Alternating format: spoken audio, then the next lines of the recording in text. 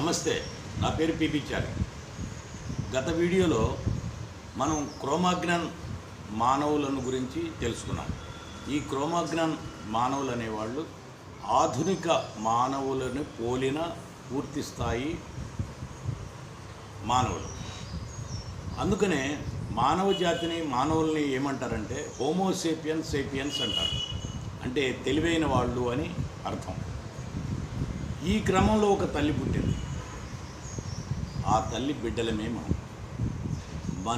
మనం అందరం ఈ రోజున ప్రపంచంలో ఉన్న 770 కోట్ల మంది ప్రజలు కూడాను 1,00,00,000 సంవత్సరాలు వెనక్కి వెళితే మనం అందరం ఒకే తల్లి సంతానమే. ఎలా తెలుసు? ఒకే తల్లి సంతానం మనకి ఎలా తెలుసు?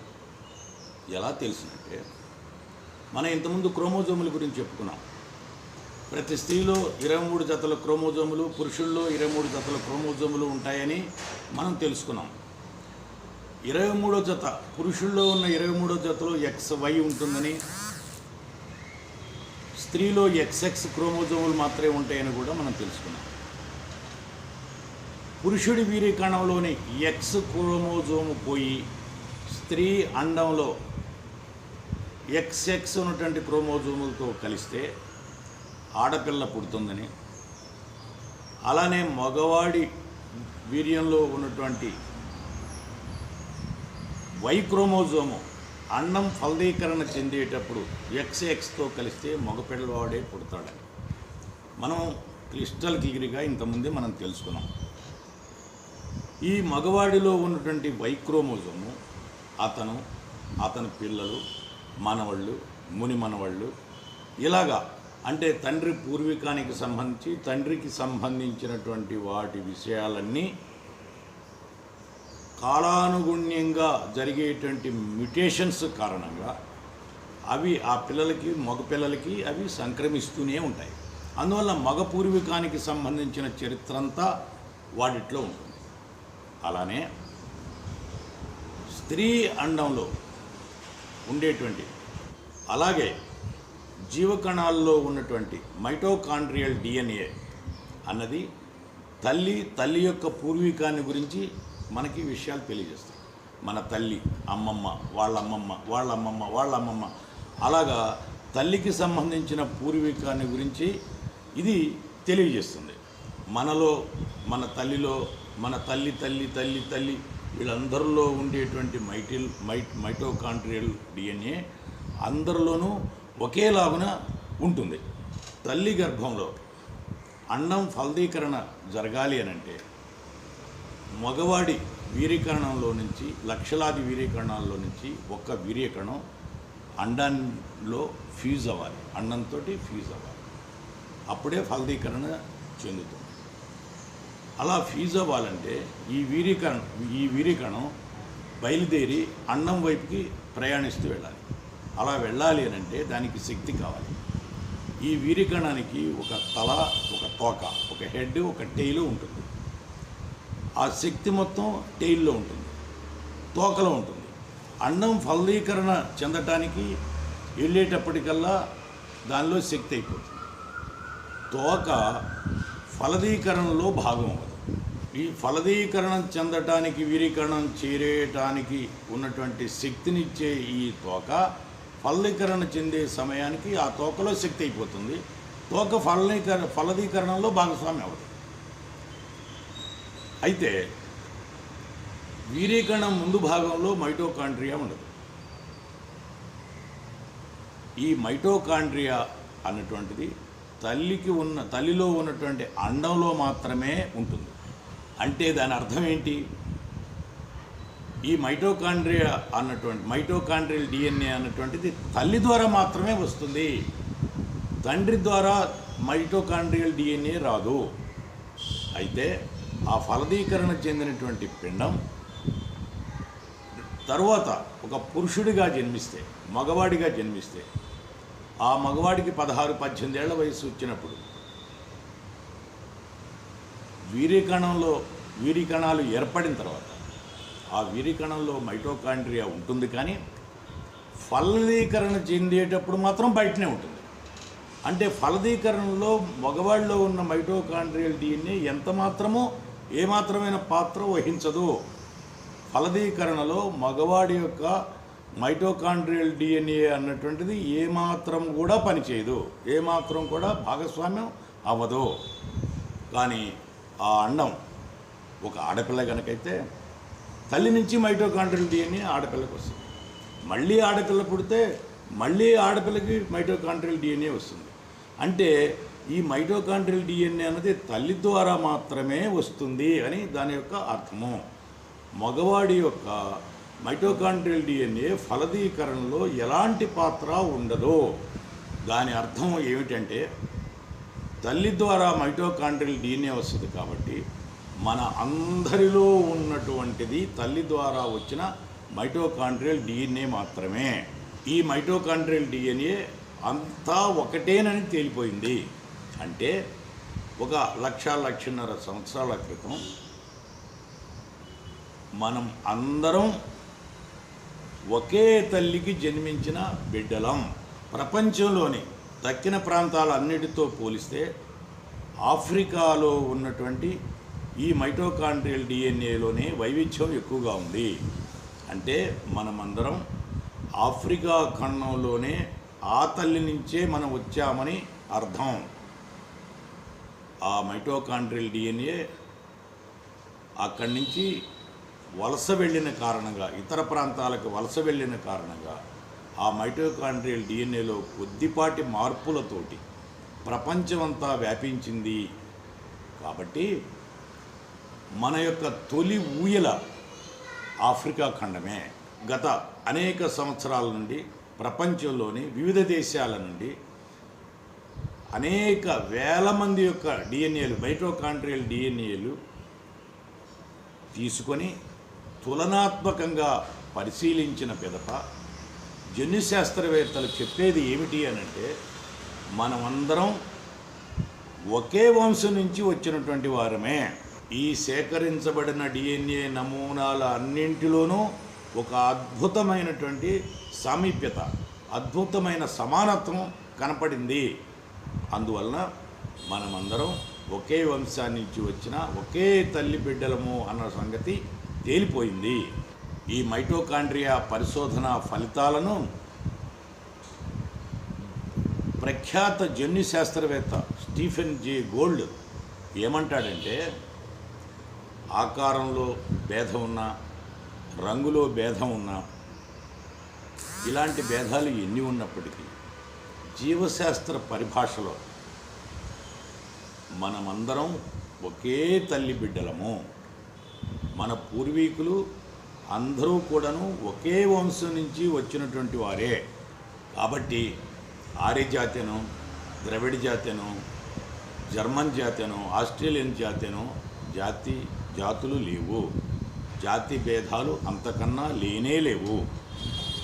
మనమందరం ఒకే తల్లి బిడ్డలం. అందువలన ఉచ్చం నీచం అని చూడటం అన్నది బుద్ధి తక్కువే అవుతుంది. ఒక ఏపు యొక్క జన్యువుని తీసుకెళ్ళి జన్యు శాస్త్రవేత్తకి ఇది ఎవరిది అని అడిగితే ఇది ఏపు జన్యువు, మానవుడి యొక్క జన్యువు కాదు అని నిర్ధారణ చేయగలడు. కానీ ఒక మానవుని జన్యువు తీసుకెళ్ళి అదే జన్యు శాస్త్రవేత్తని ఈ జన్యువు ఏ కులందో చెప్పు అని అడిగితే జన్యువు ద్వారా ఏ కులము, ఏ మతము, ఏ భాష, ఏ ప్రాంతం అన్నటువంటిది దాని ద్వారా తెలియదు. అన్నీ సమానమే. అందువల్ల జన్యువుల ద్వారా ఒకరి కులాన్ని, ఒకరి భాషని, మతాన్ని, ప్రాంతాన్ని చెప్పలేము. కాబట్టి ఎక్కువ కులము, తక్కువ కులము అనే భావన మనుషుల్లో ఏర్పడటమే తప్పు మాత్రమే కాకుండా అది బుద్ధిహీనత కూడా. కాబట్టి అందరూ సమానమే అనే భావన మానవుల్లో ఏర్పడినప్పుడే సహోదరత్వం అన్నది పెరిగి ఒక్కటిగా మానవులందరూ ఉండగలుగుతారు. మానవ సమూహానికి మొత్తానికి ఒకే తల్లి బిడ్డలైనప్పుడు అందరూ కలిసికట్టుగా ఉండాలే తప్పితే అదనంగా మనం తెచ్చుకున్న కులాలు, మతాలు, ప్రాంతాలు, భాషలు అన్న దాంతో విడిపోవటం, కలహించటం అన్నది ఎంత మూర్ఖత్వమో జన్యుశాస్త్రం మనకి స్పష్టంగా చెప్తూ ఉన్నది. అయితే ఈ మహాతల్లి సంతానం ఆఫ్రికా నుంచి వచ్చిందా, యూరోప్ నుంచి వచ్చిందా అన్న కొత్త ప్రశ్న లేవనెత్తబడింది ఈ మధ్యకాలంలో. ఎందువల్లంటే ఇలాంటి అవశేషాలు మిగిలిన ప్రాంతాల్లో కూడా ఉండటంతో, కనపడటంతో, దొరకటంతో.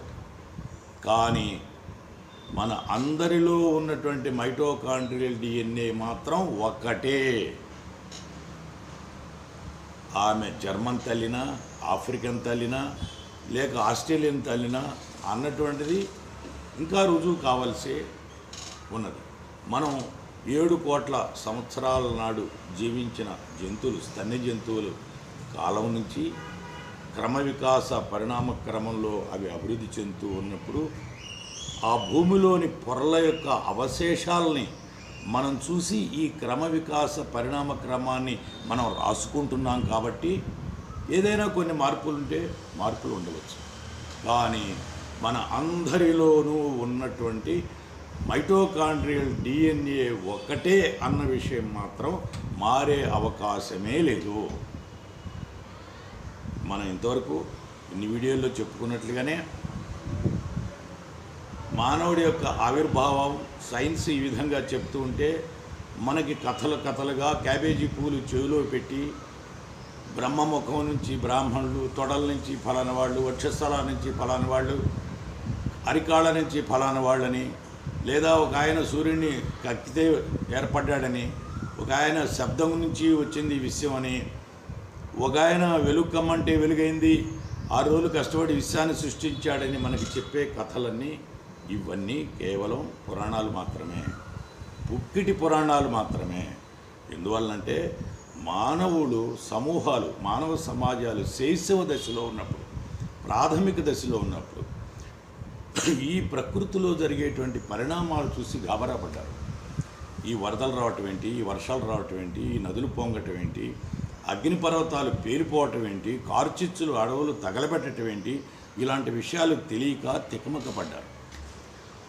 ఆనాటి సమాజం వాస్తవాలను అధ్యయనం చేసే శక్తి సామర్థ్యాలు కానీ, పరిశోధన చేసే స్థాయి కానీ ఆ సమాజాలకు లేవు. అందువలన వాళ్ళు ఇలాంటి కథల్ని ఊహించుకున్నారు. అయితే కవుల యొక్క ఊహా శక్తికి మనం జయజయలు కొట్టవలసిందే, కానీ అందులో ఉన్నది మాత్రం ఏమాత్రం వాస్తవం కాదు.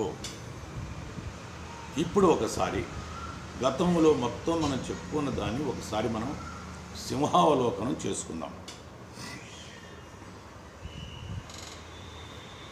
జీవం నిర్జీవ పదార్థాన్నించి ఆవిర్భవించింది.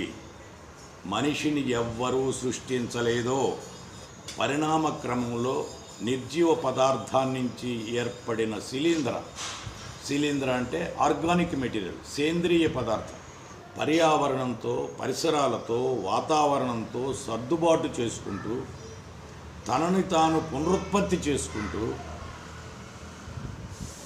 ఆహారాన్ని స్వీకరించడం, ఆహారాన్ని ఖర్చు చేయటం, వ్యర్థాన్ని వదిలివేయటం, ఆక్సిజన్ని పీల్చడం, కార్బన్ డైఆక్సైడ్ని వదలటం, చెట్లయితే కార్బన్ డైఆక్సైడ్ని పీల్చడం, చెట్లు ఆక్సిజన్ని వదలటం లాంటి భౌతిక ధర్మాలను కలిగి ఉండి అభివృద్ధి పరుచుకుంటూ క్రమ వికాస పరిణామ క్రమంలో సాఫిస్టికేటెడ్ ఆర్గానిజంగా ఒకవైపు చెట్లుగాను, మరోవైపు జంతువులు గాను, అంటే వృక్షజాతిగాను జంతుజాతిగాను విభజితం అవుతూ, ఈ జంతువుల్లో కూడా ప్రైమేట్స్, ఏప్స్, స్తన్య జంతువులు, అక్కడి నుంచి రామాపిథికస్, ఆ తర్వాత ఆస్ట్రలోపిథికస్, ఆ తర్వాత హోమో ఎరెక్టస్, ఆ తర్వాత వచ్చినటువంటి నియాండర్తల్, ఆ తర్వాత క్రోమాగ్నన్ మానవుడుగా అనేక అవతారాలు ఎత్తి మానవుడు అనేక దశలకుండా ప్రయాణించి చివరకు ఆధునిక మానవుడిగా రూపుదిద్దుకోబడ్డాడు. అందువల్లనే ఈ ఆధునిక మానవుడిని జీవశాస్త్ర పరిభాషలో సేపియన్స్ అని చెప్పేసి అంటారు. ఇలాగా ఆవిర్భవించిన ఈ మానవులు ఈ ఈ ప్రకృతిలో ఏర్పడిన పరిణామ క్రమంలో ఆవిర్భవించిన సమస్త జీవరాశి కూడాను ఒకే కుదురు నుంచి వచ్చింది కాబట్టి మనకి మిగతా జీవజాతులకి ఒకే రకమైన పరిణామ క్రమం నుంచి వచ్చాం కాబట్టి వాటితో సహోదర భావాన్ని కలిగి ఉండటం మించిన ఆధ్యాత్మిక ఔన్నిత్యం ఏముంటుంది?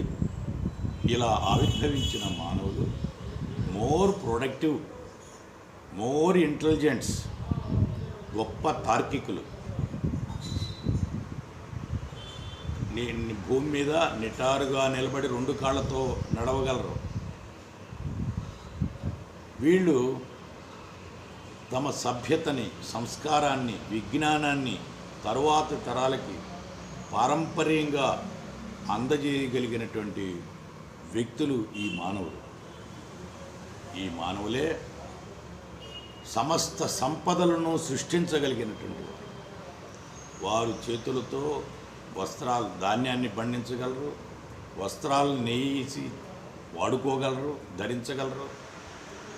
వీళ్ళు నౌకాయానం చేయగలరు, విమానాల్లో విహరించగలరు, రోదసిలోకి వెళ్ళి చంద్రుడి మీద కాలిడి అక్కడ పరీక్షలు పరిశోధనలు చేయగలరు. వీళ్ళు ఒక గౌతమ బుద్ధుడై జీవిత పరమావధిని గురించి అన్వేషించగలరు. సమస్తము సంపదల్ని సమస్తము చేయగలిగిన వాళ్ళు ఈ మానవులు. మానవులే గొప్పవాళ్ళు. అందుకనే మహాకవి శ్రీశ్రీ ఏమన్నాడు? మానవుడే మహనీయుడు, శక్తిపరుడు, యుక్తిపరుడు, మానవుడే మహనీయుడు. అందువలన మహిమాన్వితుడైనటువంటి ఈ మానవుడు తన యొక్క తెలివితేటలతోటి, పరిసరాల యొక్క ప్రభావంతో, వాతావరణ పరిస్థితుల్ని ఎదుర్కొని కొత్త కొత్త విషయాల్ని ఇన్వెంట్ చేస్తూనే ఉంటాడు. సైన్స్ని అభివృద్ధి పరుస్తూనే ఉంటాడు. సమాజాన్ని ఎల్లైట్ చేస్తూనే ఉంటాడు. అలాంటి మానవుడే ఈ రోజున్నటువంటి ఆధునిక మానవుడు. కాబట్టి మిత్రులారా, ఇంతవరకు ఉన్నటువంటి ఈ వీడియోలన్నింటినీ మీరు చూసి ఆదరించటమే కాకుండా మీ బిడ్డలకు, తోటి యువకులకు చూడమని ప్రోత్సహించి సైన్స్ యొక్క ప్రాముఖ్యతని గుర్తించి మసలుకోవటానికి, పురోభివృద్ధికి ఒక మెట్టు అడుగు ముందుకు వేయటానికి నా ఈ వీడియోలు కనుక ఉపయోగపడితే అంతకు మించిన ధన్యత నాకు మరొకటి ఉండదు. ధన్యవాదములు. నమస్తే.